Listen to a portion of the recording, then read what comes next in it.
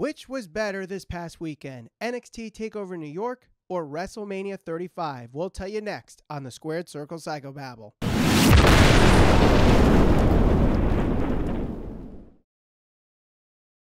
Hello and welcome to the Squared Circle Psychobabble. My name is Michael Valenti. This is Ralph Valenti. We were both at NXT TakeOver New York and WWE WrestleMania 35, so we're going to give you our review and, of course, the results of both shows. Before we get to that, make sure you subscribe, hit that bell for notifications, as we're trying to get 5,000 YouTube subscribers before All Elite Wrestling, Double or Nothing.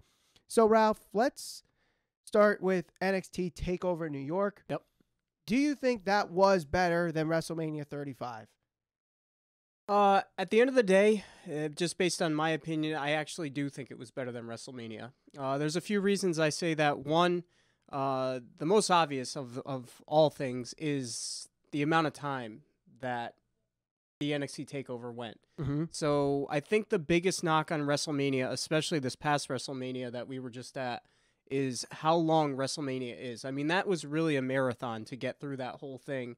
And it was to the point where everyone who wanted to see Becky Lynch win and wanted to see that main event, some people didn't even get the opportunity to see that because they either had to catch a train, transportation issues where they had to leave, or they just chose to leave because it was far too long. So you had people leaving before the main event actually happened, and that was supposed to be one of the bigger moments of the night, so I didn't actually get to see that. So the crowd was tired. They were worn out by the time we got to this main event. So I think that took away from the experience overall, because especially right when Becky Lynch ended up winning, first of all, you had the controversial ending. Right. And second of all, you had people leaving right away. It was kind of like, okay, she won. Let's head to the exits and let's get home. Yeah. You didn't have that with the NXT TakeOver. So the TakeOver ended roughly a little past 10, maybe at 10. Right. So, you know, it was fast paced. It was the right amount of matches. It didn't feel like it overstayed its welcome. And you never got to that point where the crowd was like dead. They were out of it. They weren't invested. And not to say that people didn't care about the main event. It just didn't seem like people were as into it because of the sheer length of WrestleMania. Right. No, I understand that, but I think for the most part, WrestleMania 35 did deliver. It did. I think for the most part, it was a good show. The same issue I have, it was a little too long. I think any match that went after Kofi Kingston and Daniel Bryan definitely had an issue. We're going to have an issue to follow up with that. Yep. I thought it was a good move to have Samoa Joe, Rey Mysterio have a quick match as soon as that match was over. It was the next match. Right. One, we know the Rey Mysterio injury, and two, the you know, how are you supposed to follow up with a match that basically stole the night? Yeah, you had to have a match, kind of a buffer to kind of bring the crowd back down. Right. So I think before the Daniel Bryan Kofi Kingston match, I think every match from that point really delivered, and we were on our way to having one of the best WrestleManias ever. Yep. Then we hit that lull, and the Roman Reigns Drew McIntyre match, I think, fell flat. Yes. The Triple H Batista match. Now, I did not watch this with commentary because we were there, so maybe that's one of those cases where it's better to watch on TV than it is in stadium, but it just seemed like it was just two old guys that were way past their prime and just couldn't get the story across. Yeah. And the fact that was the longest match of the night, that's a way you could save 25 minutes from the pay-per-view, is just not have a Triple H match. Right. Yes, I understand Triple H is one of the greatest and, you know, one of the pioneers in the Attitude Era and the Ruthless Aggression Era, and he's also the son-in-law of Vince McMahon. So until he absolutely cannot move, he's going to try to find a way on the card of WrestleMania. But we got to get to a point now where maybe his time has come, and he's got to focus more on the backstage. Yeah. I mean, it's tough. I certainly agree that those two were definitely past their prime. I liked the way they led into that match, like the story they told. There were a few things that I would have liked to change, but I thought there was good drama leading into that. But I agree with you. I mean, once we got past the Kofi Mania, and when Kofi won the championship, it was kind of a funk. The crowd was dead until John Cena came out, and we got the whole segment between Cena and Elias, because nobody expected that. I mean, it's been years since we saw that character, and that was really the last time we saw the crowd really come alive. And that's from not just seeing it on TV, but being there, in person, actually experiencing that. Yeah, the crowd just was dead after a certain point. They just weren't into it. Right. And, let us know what you think. Vote on the eye above my head right now. Tell us which show you thought was better, NXT TakeOver New York or WWE WrestleMania 35. Now, let's kind of go over each match briefly here. Yep. We'll start with NXT TakeOver New York. The first match of the night was the tag team match for the tag team championships. Ricochet and Aleister Black against the War Raiders. Basically, the story that they told was the respect for each other. And regardless of who's the bad guy, who's the good guy, we're just here to have a good tag team match. And to me, I thought this was the best match of the whole night. Right. It really set the tone. I thought Ricochet and Aleister Black really put it all out there as their final match in NXT. And the War Raiders were very impressive. High action, great way to start the show. And, it was very, very tough to follow this act. I agree. Hard-hitting, fast-paced, a ton of respect from both of the teams. The one thing that obviously I was surprised about throughout this whole weekend was Aleister Black and Ricochet did not win any gold. Right. The Revival dropped the titles at WrestleMania, so we know that they're not going to be winning those championships unless, of course, they face Ryder and Hawkins tonight, which would have been my prediction. I thought they were going to win the belts tonight on Monday Night Raw from the Revival. It's possible. It's possible. But that worries me a little bit because if they're not going to function as a tag team, and I'm just speculating, and they're going to break them up, again, you got this with WrestleMania. You saw it leading into it. You had certain people like Kevin Owens left off the card because they just didn't have anything for him. So it's kind of like, all right, if they don't function as a tag team, do they go into singles competition? And I think from what we've seen with the recent NXT call-ups, well, that could mean bad news for them unless, how do you make time for these people? You already got a bloated roster there. But either way, back to the match. The match was amazing. Good way to open the show. The crowd was hot. I have no complaints. I thought it was amazing. Now, the next match on this card was the Velveteen Dream versus Matt Riddle for the North American Championship. Right. Not exactly the way I thought this match was going to go. Right.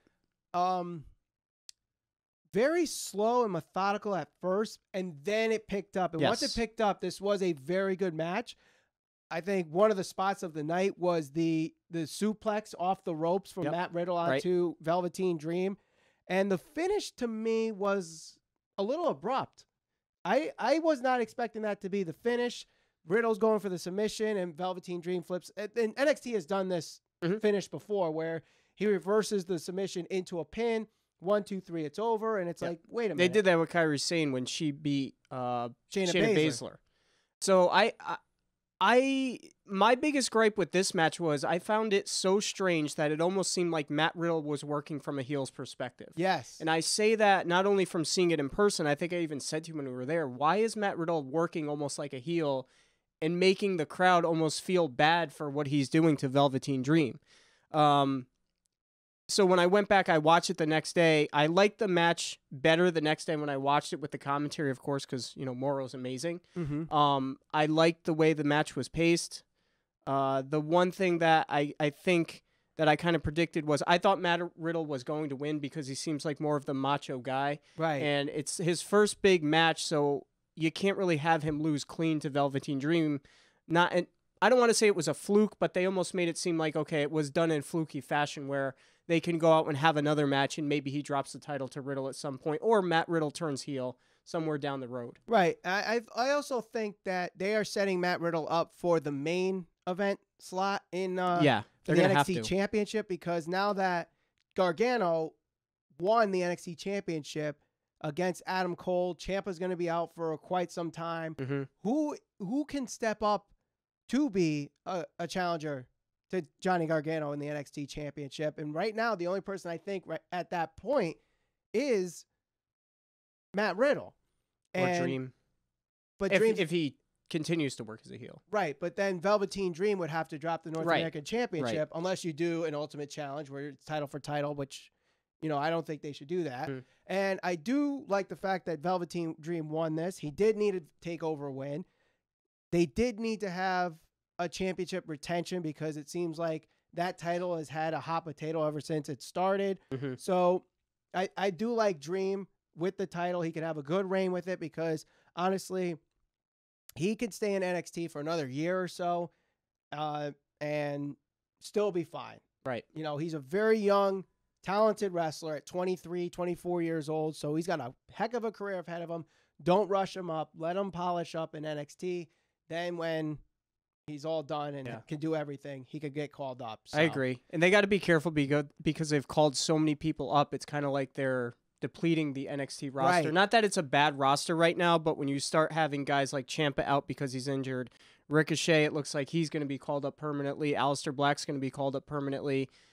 You don't want to call too many of them up too fast because then it's kind of like not only you rebuilding the main brand, but you're rebranding or rebuilding NXT as well. Right. It leaves them in a tough spot on both sides of the ball. All right, so let's move on to a match that I was very, very anticipated for, and that is Walter versus Pete Dunne for the United Kingdom Championship. And I'm going to say this. I'm not trying to knock this match or knock these two guys, but to me, this was the worst match on the card, and it was slightly disappointing. Mm-hmm. And part of the reason was, one thing that I love about Walter is the Walter chops.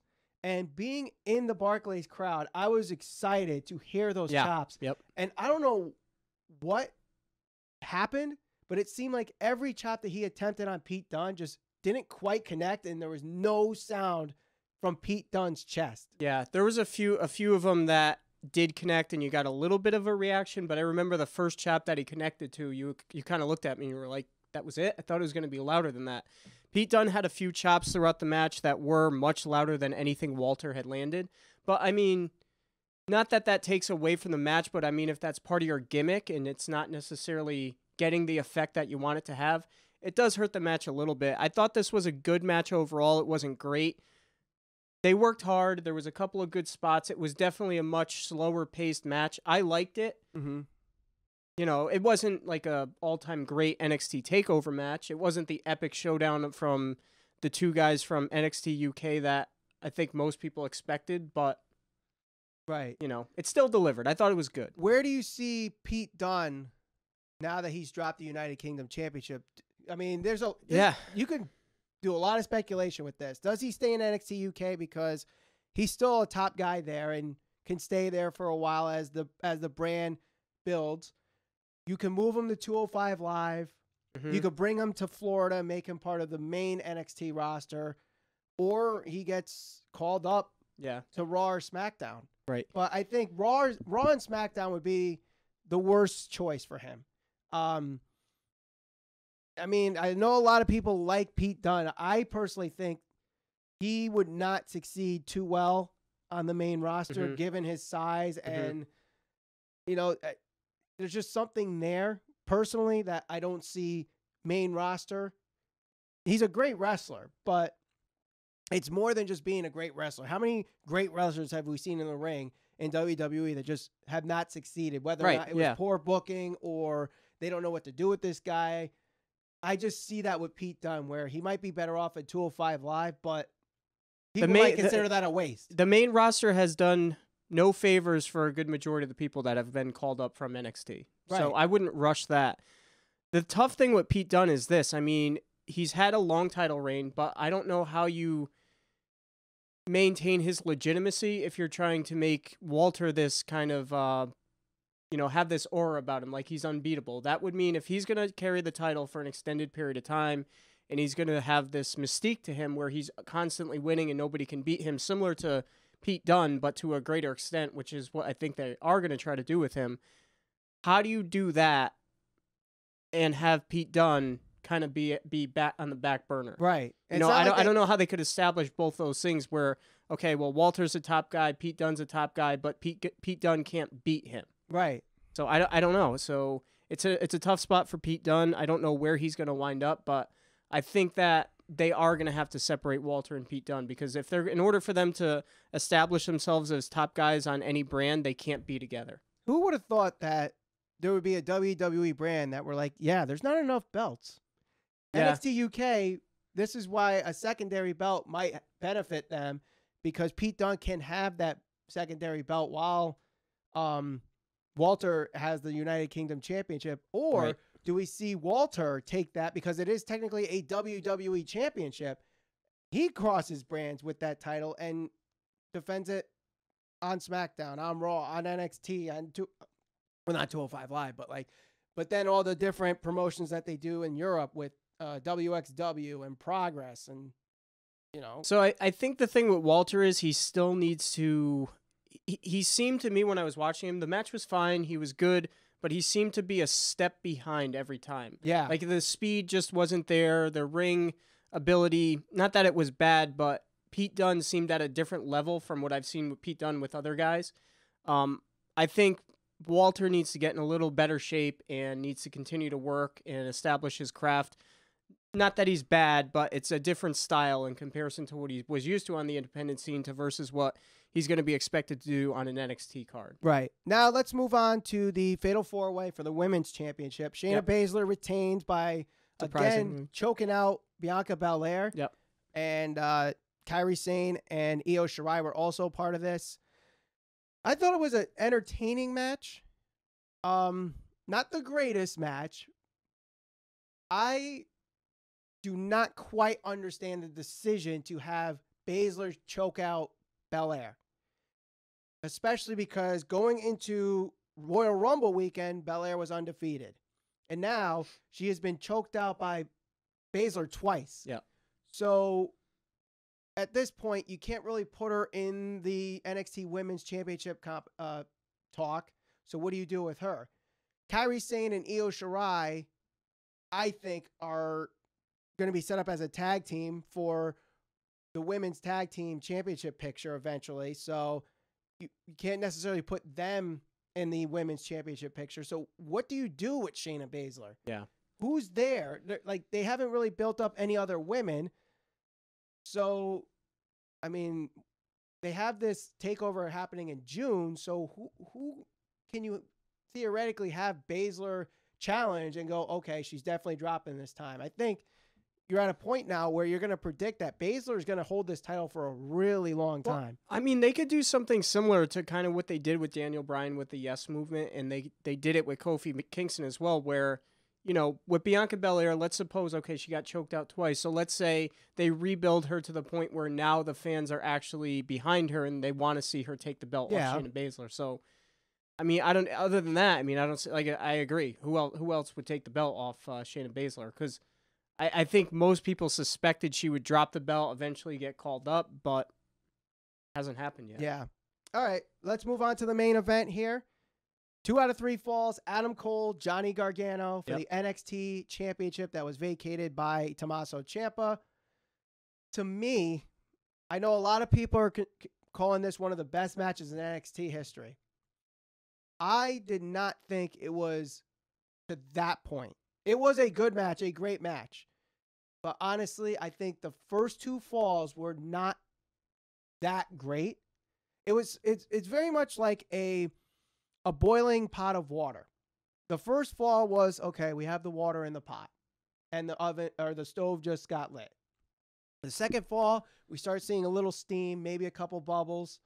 And then the third fall came and the bubbles are going and we have full boiling rapid water.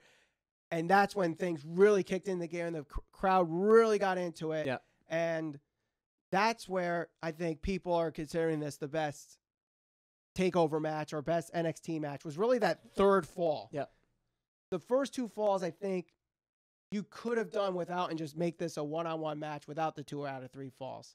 Well, I think the first 2 falls are what helped establish it as it helps set itself apart from a typical takeover match, which are usually very fast-paced, hard-hitting, spot after spot after spot. Not that they're spot-fest matches. They always tell a story, but this was a slow build.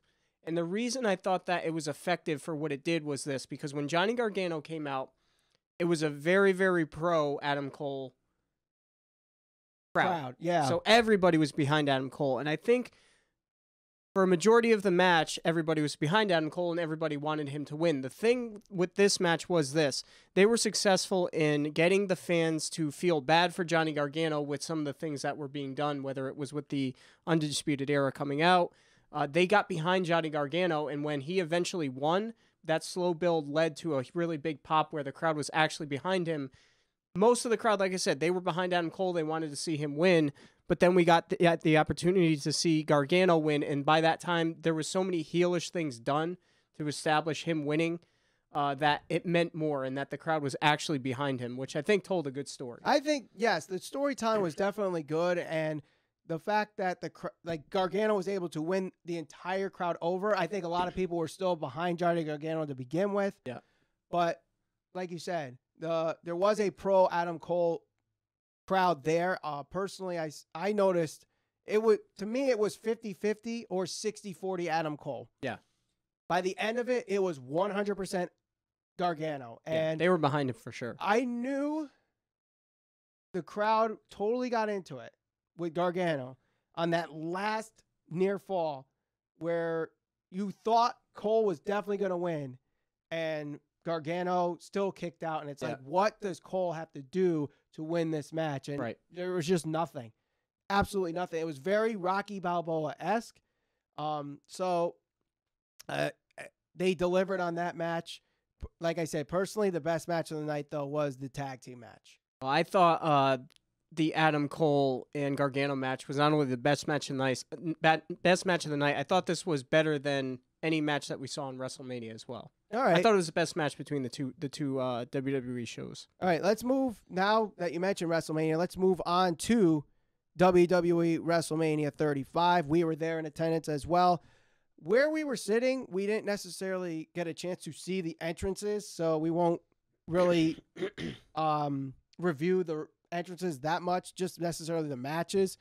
The first match on the main card was Brock Lesnar versus Seth Rollins, which Brock Lesnar becomes the first person since Daniel Bryan to be in the main event one year and the first match the next year.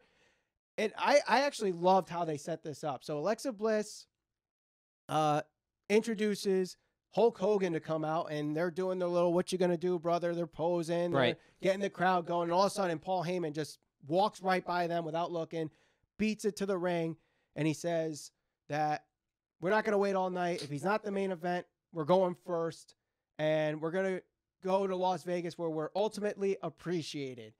So then leads you to believe he's going to go to the UFC. Right. So we see him. Lesnar comes out, and Rollins follows, and Lesnar beats him for about a good 10 minutes. Beaten down, similar to what we saw with Roman Reigns last year at WrestleMania 34. Then Rollins is able to push Lesnar into the referee, low blows him, 3 curb stomps. We have our new Universal Champion. So then, of course, the crowd erupts, and social media starts to question, all right, is it Kofi or Becky? Which one is not winning tonight? Because everybody thought it was Seth Rollins if any of them are going to lose. And we know WWE doesn't like to deliver on all 3. However, we got that. So what'd you think of this first match, which technically went 2 minutes and 30 seconds? I think for what it was, it served its purpose. I have a love-hate with this. I like it because it took the belt off Brock and it put it on Seth Rollins, and the crowd was really into this. I know the crowd was hot for it. They popped huge when he won. But we didn't necessarily get the big showdown between the Beast and Seth Rollins that I really wanted to see. But you know what? At the end of the day, it made for a cool moment. But that's part of the problem. Having WrestleMania be so long, having there be 16, 17, however many matches were actually on the card, you're going to have some of these matches that get shortened a little bit. So what could have been an epic 20, 25-minute match turned into the 12, 13-minute segment where Brock beat him up a little bit. We got Seth Rollins with the 3 curb stomps and the title win. So served its purpose. It certainly wasn't like a 4-star all-time classic, but it was a cool moment to witness. So it was what it was. Now let's move on to the next match, which I thought was going to be one that stole the show. As did a lot of people. Unfortunately, if you were at MetLife Stadium, you did not see this match because they were blinding everybody with the freaking lights. Yeah. Yep. I don't understand this. Like, there was no problem with the lights on the pre-show or the match with Lesnar and Seth Rollins. And all of a sudden, they had the red and yellow lights on, and they're beaming them right in the line of vision with everybody instead of turning them down or, just having them not as bright, whatever the reason was. And they're actually toying with us in the crowd where they dimmed a couple, and then they brought them back up, and then they shut one, Yeah. Then they moved them, and the crowd, you can hear, I mean, you heard the crowd saying, we can't see, shut the lights off, anything that involved the lights. And even Randy Orton acknowledged it on Instagram, where he took a picture of the light into a camera and saying, if you saw this light, I apologize for missing such a great match, which to me, I thought it was a good match from what I saw. It was just so distracting from the lights. Definitely. And I know the viewer probably was distracted, that the crowd was not into it because they're too busy chanting about the lights. Absolutely. And this wasn't a situation where they were hijacking the match, which we've seen in previous pay-per-views and situations. From what I saw, they did put on a pretty good match. I would have to go back and rewatch it because, I like you just said, I was so distracted by the lights in the certain situations and people chanting that I wasn't fully invested. I wasn't able to pay attention to the match itself. So, you know, it was a good match from what I saw, from what I read on reviews. People enjoyed it for the most part. But yeah, just an unfortunate situation where they just have these lights pointing right in your face, and some of the seating arrangements, which are questionable, definitely took away from the excitement and the experience, but can't do anything about it now. Right. All right, so now we have the Fatal 4-Way Tag Team match for the SmackDown Tag Team Championships. The Usos retain over Ricochet and Aleister Black, Shinsuke Nakamura and Rusev, and The Bar. I had Aleister Black and Ricochet winning this one. I was obviously wrong, and it looked like they were going to have that moment. Ricochet has a great 630 splash. Right. And obviously, everyone jumps in and breaks the count, so we don't get that. And the Usos win. I thought this was a solid tag team match, given that it was only 10 minutes long. They did a good thing with their 10 minutes, so they kept the flow going and kept the momentum going as possibly one of the best WrestleManias here. So I had no problems with this match. Yeah, fine match. Not too upset with the outcome. The Usos, I mean, they've earned the right to win that match. Crowd was pretty hot for Ricochet, as well as Aleister Black. So hopefully, like I said, whatever they end up doing with them on the main roster, hopefully it's worthwhile. Right. All right, now we have the Falls Count Anywhere match between Shane McMahon and The Miz. I don't need to go into details about this match. Let's just go to the spot, the end of the match, the suplex over the scaffolding. Who would have thought The Miz would be taking a high-risk move like this? Yep. We know Shane would, but you know what? The Miz, despite the loss, I think wins long-term in this. I agree. The Miz had a really good year so far, and I think that this feud will kind of carry over where, you know, the fans will boo Shane, they'll cheer for him, so it will win over some of the hardcore fans that don't necessarily cheer for him. But yeah, like you said, the end of the match, cool spot. Can't take anything away from The Miz or Shane. So we get a little bit of a lull here between that match and what would be the WWE Championship match after this. It is the Fatal 4-Way Tag Team match for the Women's Tag Team Championship. We get a nice surprise that Bret the Hitman Hart comes out with Natalya and Beth Phoenix. But another surprise is that the Iconics end up with the victory here. I personally was surprised. I thought Sasha and Bayley were going to have a good run with the tag team titles, considering they're the first ones and they're, you know, the 4 horsewomen that helped the women's evolution. They really were the ones that wanted these tag team belts to begin with. But then the Iconics win. Mm-hmm. I predicted that was going to happen, actually. So I don't know. I feel like I said, Sasha and Bayley are fine by themselves, but together in their tag team, I just don't see the identity of them. They've done nothing with the belts. Yes, they've defended them a couple of times, but there's no personality there. You're not over with the fans, at least not as a tag team. And not to say that the Iconics are over, but at least they got a good. They got a big pop. They can generate heat. Give the belts to somebody who's got some type of personality that can do something with these titles. Right. I'm not convinced Sasha and Bayley were going to do that, so why not take a risk with these two? Yeah. A little more charisma. We'll see how it goes between now and the future. We'll see if SmackDown after WrestleMania, if they're able to hold on to the titles, maybe something crazy happens. Who knows? But now we have the WWE Championship match. Kofi Kingston defeats Daniel Bryan, becomes the 51st WWE Champion. Very great storytelling on here. It was a slow start, but then once it picked up, this thing was firing on all cylinders. And the crowd was just into Kofi Mania. the whole way through. Yeah. Yep. And you know, the people that were saying, you know, we're going to see the heel turn with Big E and Xavier Woods. I think after last night, there's no way. Not anytime soon, I don't think. I really don't know how long they're going to let Kofi run with this title. But at the very least, he got his WrestleMania moment. He beat Daniel Bryan. They had an amazing match. It made for a great WrestleMania moment. Can't really complain. Right. So after this great match, you know, the crowd has to rejuvenate a little bit from the pop. So they have a quick match, Samoa Joe versus Rey Mysterio. It lasted in even 1 minute. Yep. We know Rey Mysterio was hurt, so I'm fine with how they did it. And Samoa Joe looks good. He retains the United States Championship, one of 2 retentions in the entire night. And then we move on to Roman Reigns versus Drew McIntyre. Got 10 minutes on this match, and we've talked about it already. This one fell a little flat, in my opinion. I don't know if the crowd just wasn't into it. I did notice, though, at least in our section, there were still quite a few boos for Roman Reigns, which was a little surprising to me. Little surprising, but you're always going to get those people, the diehards, that are not going to cheer for Roman Reigns no matter what. Yeah. I agree. The match wasn't particularly great. It wasn't memorable. It fell flat.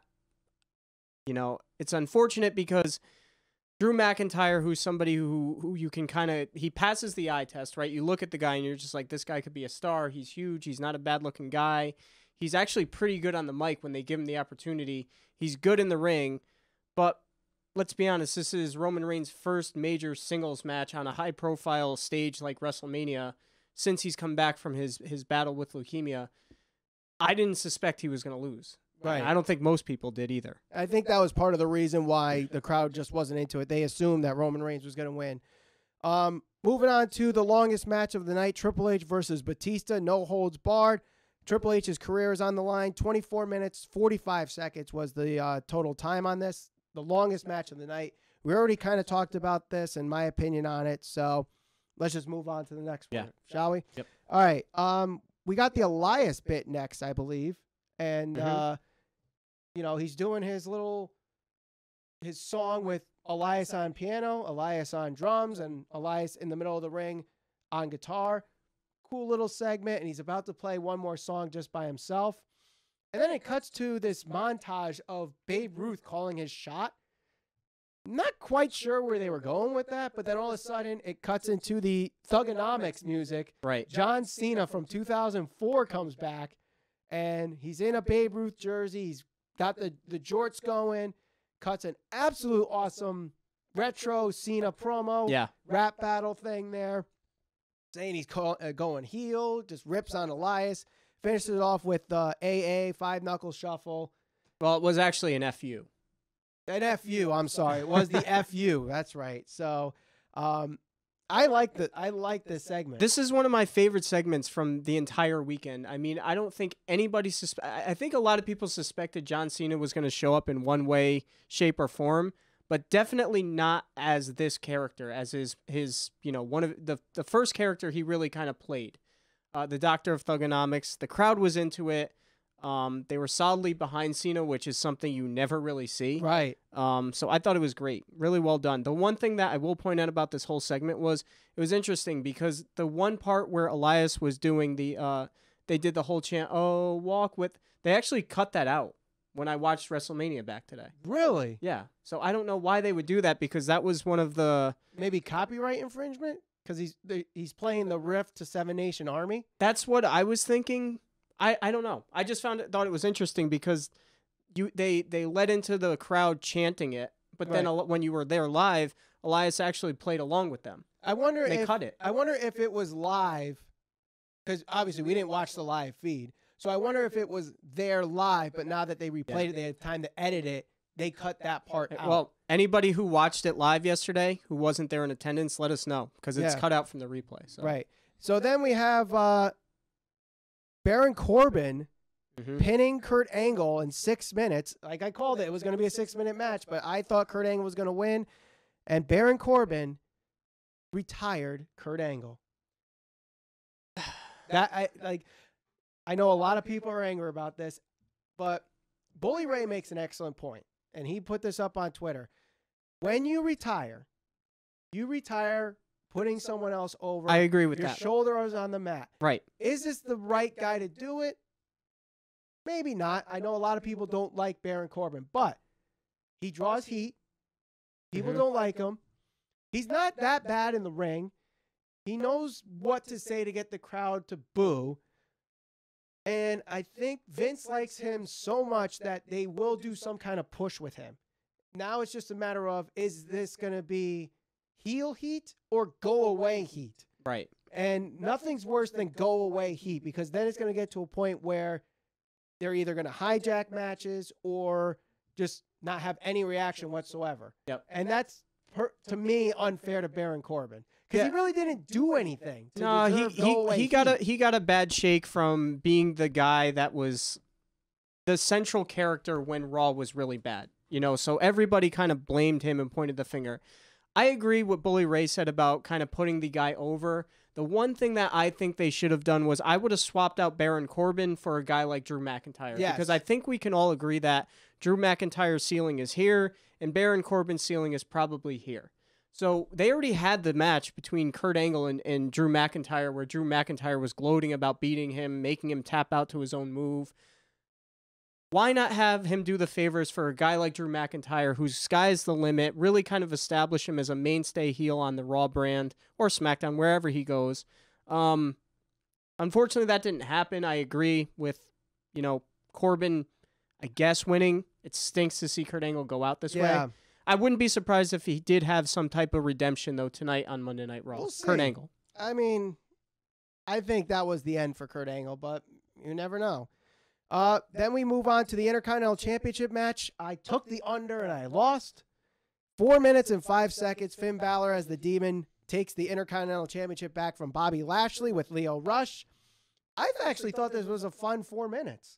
I thought it was. I mean, again, this is part of the reason why WrestleMania is so long, because you're throwing all of the title matches, trying to get everybody on the card.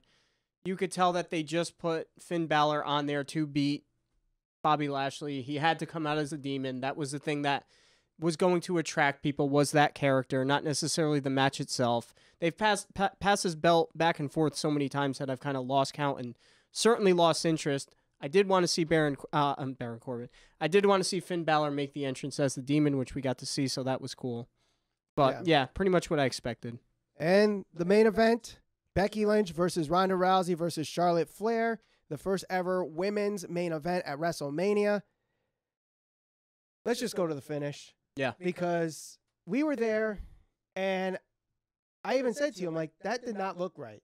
Something went wrong as soon as that happened, because the crowd just did not pop whatsoever, because there was no indication that we're getting closer to the end of the match. Yeah. You didn't have the near falls and the drama that really led up to this, where, like what you saw with the Johnny Gargano match, you had the near falls, you had the drama, you had everybody in the palm of your hands, and yes, it was very late, so it was very hard to get the crowd back into it.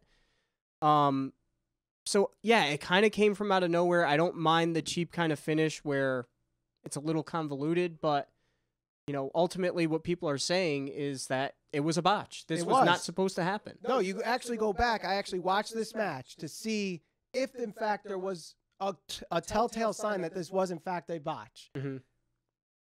Ronda Rousey's shoulder goes up on 2, and the ref didn't see it. Now, the ref is trained to continue the count regardless of if it's a botch or not, because you don't want to expose anything. So he continues the count because he didn't see Ronda's shoulder up. Mm-hmm. Obviously, Ronda gets up, argues, and gets out of the ring and goes right to Travis Browne, her husband. Charlotte Flair, they cut to her quick, and she's crying, whether or not that was kayfabe or legit. Right. Part of the moment was taken away from you, because from what I'm hearing is that the original finish was supposed to be that Becky was supposed to tap out Charlotte. Instead, we had Ronda was going for Piper's Pit. Couldn't even get Becky Lynch up because of her leg for whatever reason. There definitely some bruising on her leg. Right. Which we couldn't see that from our viewpoint, again, because we're there live and you don't get everything that you do when you're watching on TV. So you have that, and then Becky reverses it into a pin. The ref didn't quite get the right angle to see Ronda's shoulder up, and we got the finish. We got the result we wanted. Maybe not necessarily the finish that we wanted. Before that, though, I thought this match was really good and was even better watching it back on TV with the commentary, with the camera angles and the production value. So I think this won't be the last time the women main event WrestleMania. I do think this is the last time that referee will be in a main event of a WrestleMania. Yeah, it's tough because I don't know who you blame on this. You can certainly blame Ronda Rousey, assuming this truly was a botch. Originally, I was saying, it looked like Ronda forgot to kick out. Yeah. That was my original thought, because it looked like Ronda forgot to kick out, whether she thought it was at 2 and it was 3, whether it was, they told her to go, or she got a signal to go home and it wasn't. Whatever the reason was, it looked like Ronda just forgot to kick out. Right.